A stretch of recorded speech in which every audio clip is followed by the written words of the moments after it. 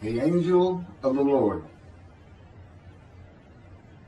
Rashi says in his introduction to Zechariah chapter 1, the prophecy of Zechariah is extremely enigmatic because it contains visions resembling a dream that requires an interpretation. We cannot ascertain the truth of this interpretation until the teacher of righteousness comes. Nonetheless, I will put my heart to recounseling the verses one by one, according to the interpretations that resemble it, and follow the interpretation of Jonathan. This is God's test for the Jewish people, in particular the Jewish leaders. God's test of who the descendant of David is. The man described in Isaiah 53, the teacher of righteousness. That's who Rashi, known as one of the first rabbis to say that Isaiah 53 described the people, the Jewish people, as the patriarch Israel. Then here he is in Zechariah, saying we got to have to know the truth of at least chapter 1 of Zechariah, to know its truth, because we can't do it. And no Jewish man, religious, academic, commentator, or otherwise, has ever had the answer to this. And yet this video is going to give it to you. Why? I'm a teacher of righteousness. This is Zechariah chapter 1, verses 7 through 12. That's the preamble that Rashi leads into before he starts his commentary.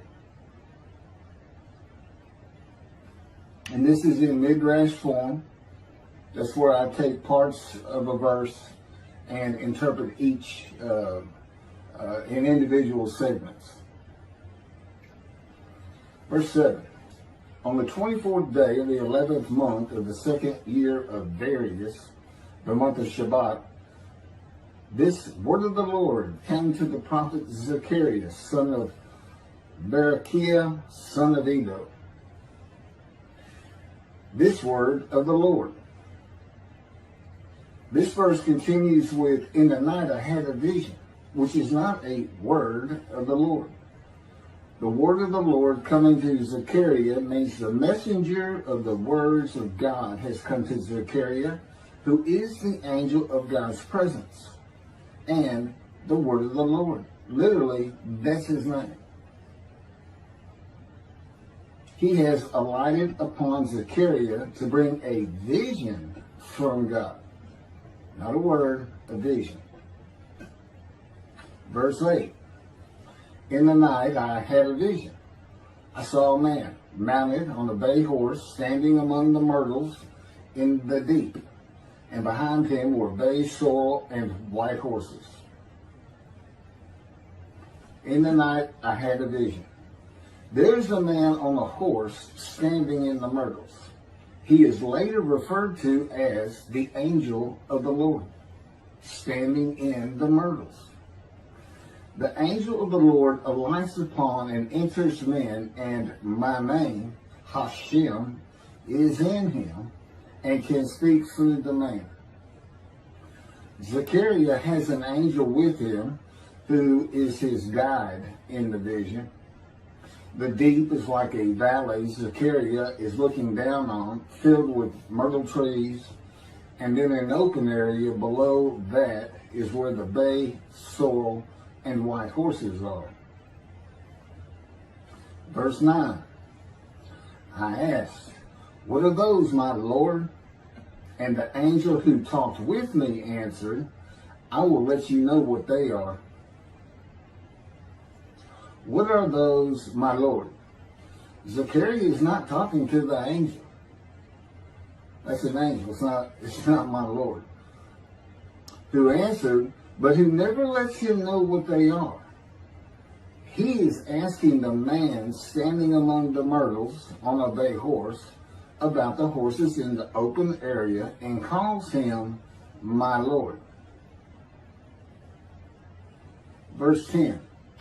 Then the man who was standing among the myrtles spoke up and said, these were sent out by the Lord to roam the earth. Then the man who was standing among the myrtles spoke up and said, again, this is midrash form. Okay, so the man standing in the myrtles answers the question of Zechariah, not the angel who is with Zechariah. Verse 11, and in fact, they reported to the angel of the Lord, who was standing among the myrtles. We have roamed the earth and have found all the earth dwelling in tranquility. And it's just like a dream. We have horses talking. You know, they could have been birds. Anything that can go far and go a long ways out and then come back.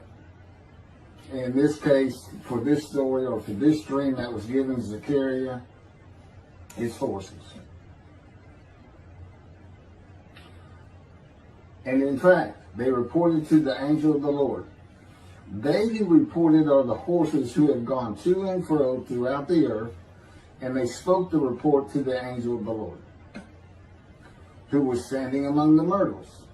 The angel of the Lord, who was standing among the myrtles, has alighted upon and entered the man standing amongst the myrtles. The angel of the Lord is using this man as his visible presence. You cannot see the angel of the Lord. Just as he once used a burning bush for his visible presence, and God spoke through him to Moses.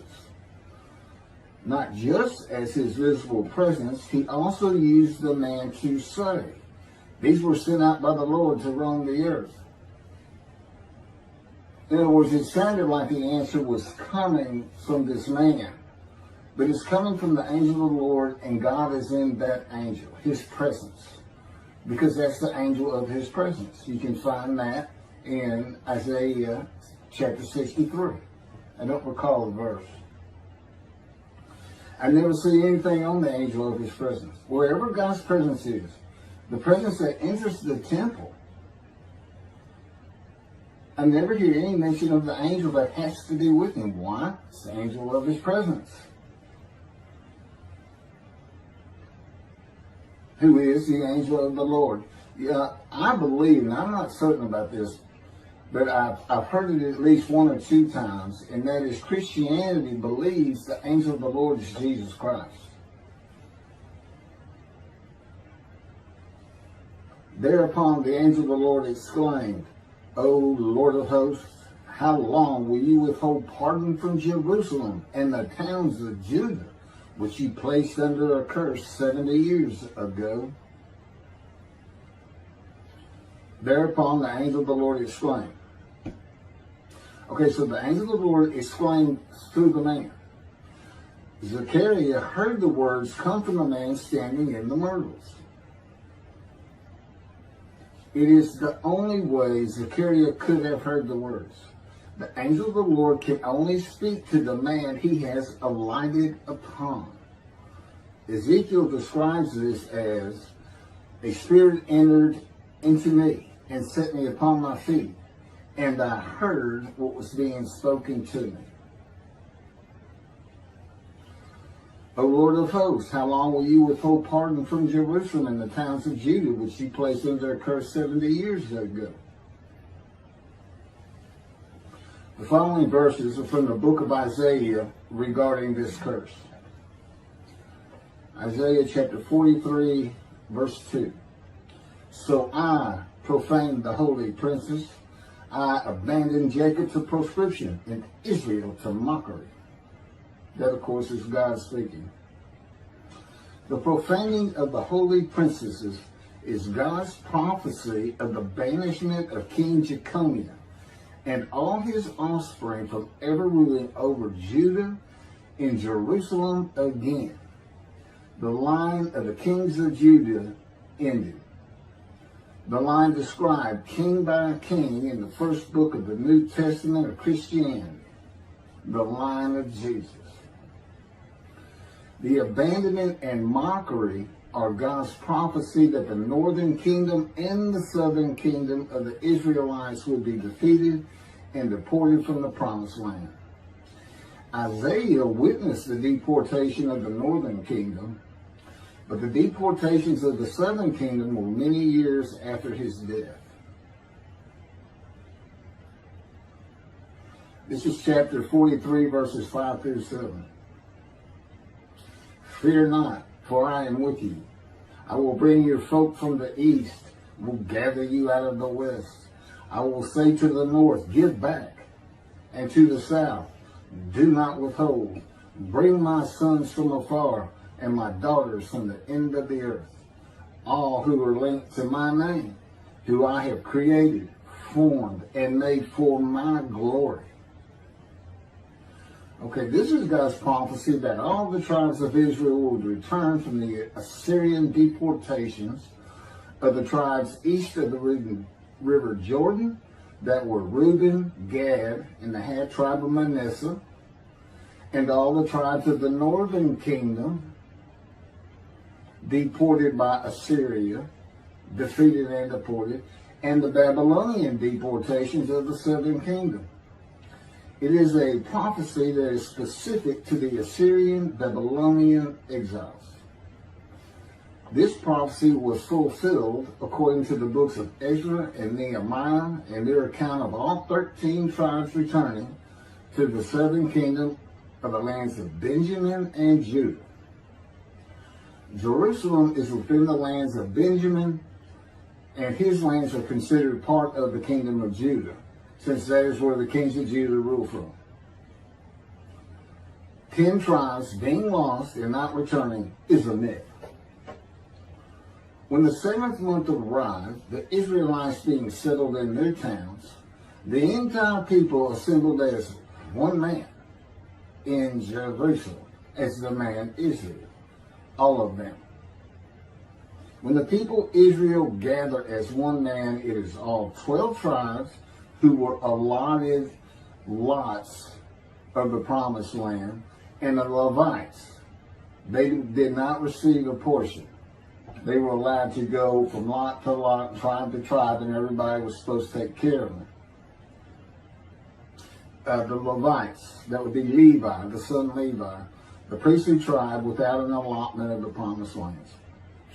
Judahites and Benjaminites alone are not Israel, though all references to Israelites would include them.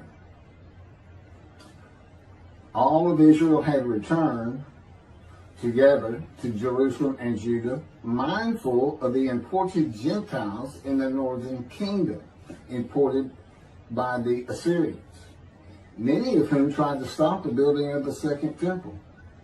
This is why everybody returning, all 13 tribes, all went to Judah. The northern kingdom was occupied by Gentiles, I would assume Assyrians and Arabs.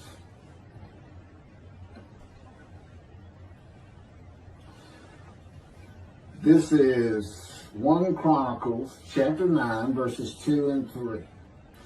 The first to settle in their towns on their property were Israelites, priests, Levites, and temple servants, while some of the Judahites and some of the Benjamites and some of the Ephraimites and Manassesites settled in Jerusalem. That would be Ephraim and Manasseh. Manasseh was such a large tribe, it had to be broken in. It was broken in two. Half of it set up their allotment was east of the river Jordan by about where Edom would be. And well, that was the tribe of Gad. Not Edom, Gilead, where the Tishbite, Elijah, the Gentile, was an inhabitant. Ramoth Gilead. Manassites, Ephraimites, and Judahites were the tribes with the largest allotment of the lands of Abraham, and Jerusalem is in the lands of the Benjamites. Those are who just got mentioned. The 3 largest lot owners. Okay, Benjamin, that's where Jerusalem is. He's important. And of course the priests, the Levites. So Ephraim and Manasseh were not lost tribes, as many believe from writings outside of the Bible. There never were lost tribes according to the Bible. Okay, so all 13 tribes returned and settled in new towns. The accounts of the deportations indicate there was not much left of the old towns. There is no account of how the new towns were settled, though it is unlikely it was based on prior ownership. The exile lasted too long for the deported owners to still be alive, and the tribes of the northern kingdom had to build new towns to live in. It also says the Levites settled in on their lands. So everybody had to pick and choose, and I'm sure the strong and wealthy got the best places, and again, many just settled in Jerusalem. Okay, this is Isaiah chapter 43, verse 14. Thus said the Lord, your Redeemer, the Holy One of Israel, for your sake I send to Babylon. I will bring down all her bars, and the Chaldeans shall raise their voice in lamentation. This is God's prophecy that Assyria would be conquered by the Babylonians, who were defeated by the Chaldeans. But they actually go back and forth and actually became somewhat intermingled, Chaldeans and Babylonians. And that he would raise up the Gentile anointed king Cyrus of Persia to conquer them, to clear the way for all the tribes to return. That's how he cleared the way to the desert or made rivers for them. Basically, he got Cyrus to release them. Chapter 43, verse 25. And I never hear anything about this. It is I who, for my own sake, wipe your transgressions away and remember your sins no more. Okay, this is God doing, and he says there's something new. I'm going to do something new for the Israelites. This story repeats with the new covenant that includes sin forgiveness of the Jewish people that arise with Elijah and the angel of the covenant after the exiles of the Roman dispersal return to the land of Israel in a time to come. That's from Jeremiah chapter 31. The Jewish people have returned from the Roman dispersal of them throughout the world, the diaspora, which means outside of the promised land, outside of Israel, to a land that lay desolate for more than 2,000 years until after the Holocaust, and they created the state of Israel in 1948. 70 years later, and that's funny too, because they talk about a curse of 70 years. That 70 years, I believe, just applies to the last of 3 deportations of Judah and the defeat by the Babylonians, because the northern kingdom had been defeated and deported long before that, and the first to be defeated and taken to the lands of Assyria was Gad, the half tribe of Manasseh, the lands east of the river Jordan. 70 years later, the land blooms again. Jerusalem has been rebuilt as a great city, larger than it was in ancient times. According to God's words in Jeremiah 31, the time to come to deliver the new covenant with sin forgiveness is here. That's very important for the interpretation of at least chapter 1 of Zechariah. That means the angel of the covenant that you desire of Malachi 3 is on his way, followed by God and the messenger Elijah.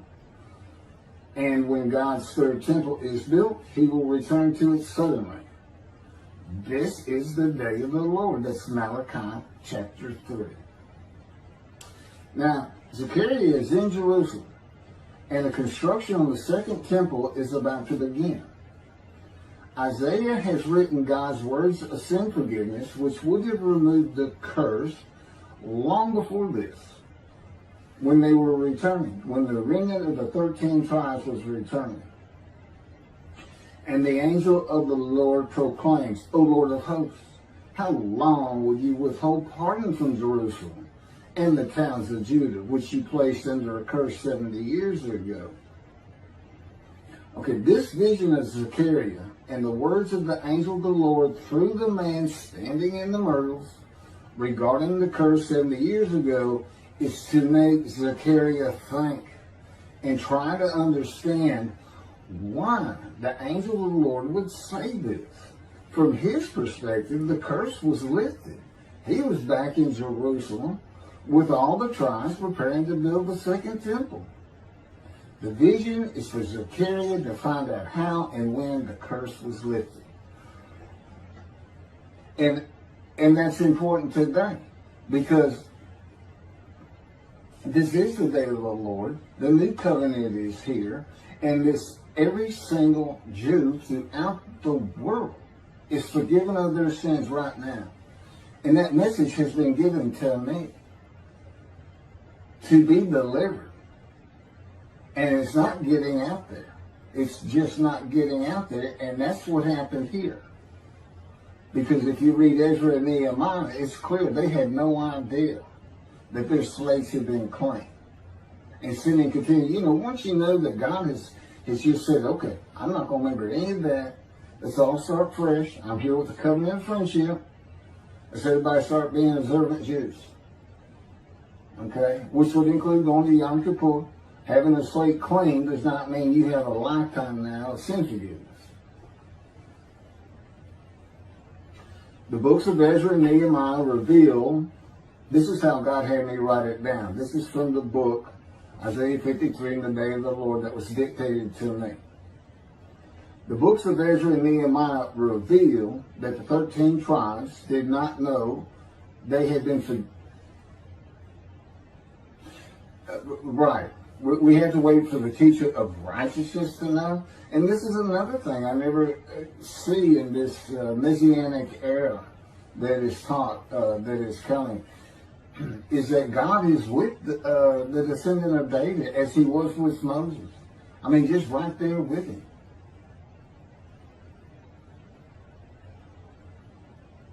The books of Ezra and Nehemiah reveal that the 13 tribes did not know they had been forgiven of their sins to be a holy seed in the building of the second temple.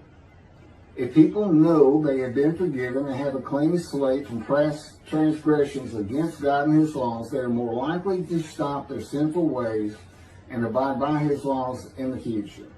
The scroll of Isaiah needs to be found and interpreted by Zechariah and the religious leaders so they will know of God's forgiveness of their sins.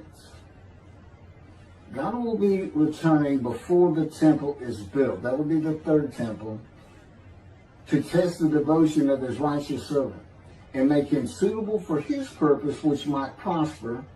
That includes the building of the third temple. This would begin when his spirit alights upon the anointed one, Moshiach. His presence with his righteous servant will be necessary for the temple to be rebuilt. Islam will not freely hand over their third most holy site to Israel and abandon the Dome of the Rock Mosque, a mosque that sits on the Temple Mount purchased by King David for God, the most holy site of the Jewish people. With God is the angel of his presence who is already on the way. You want me to skip that? Okay, this has been covered in other videos more than once.